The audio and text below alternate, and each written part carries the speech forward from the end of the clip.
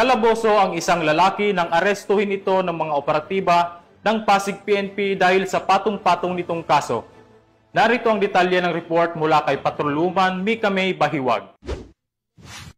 Arestado ang isang lalaki ng mga tauhan ng Pasig City Police Station bandang 5:45 ng hapon sa kahabaan ng Tambakan 2, Tuason Compound, Barangay San Miguel, Pasig City nitong ika-2 ng Hulyo, taong kasalukuyan. Kinilala ang suspect na si alias Marshall, 49 anyos at residente din sa nasabing lugar kung saan ito naaresto.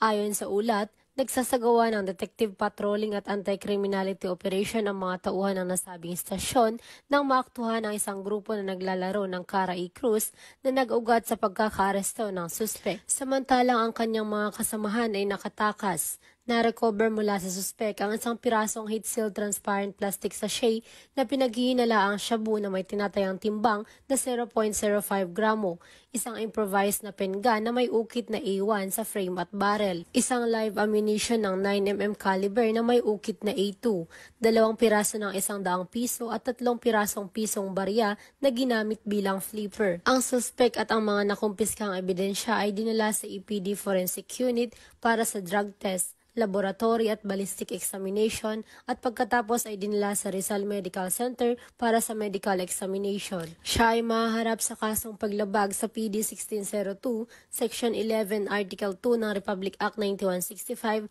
o ang Comprehensive Dangerous Drugs Act of 2002 at Republic Act 10591 o ang Comprehensive Firearms and Ammunition Regulation Act. Mula dito sa Camp Bagong Diwa, Bikutan, Taguig City, ako ang inyong PNN correspondent, Patroluman Mika May Bahiwag, alagad ng batas, tagataguyod ng Balitang Pulis.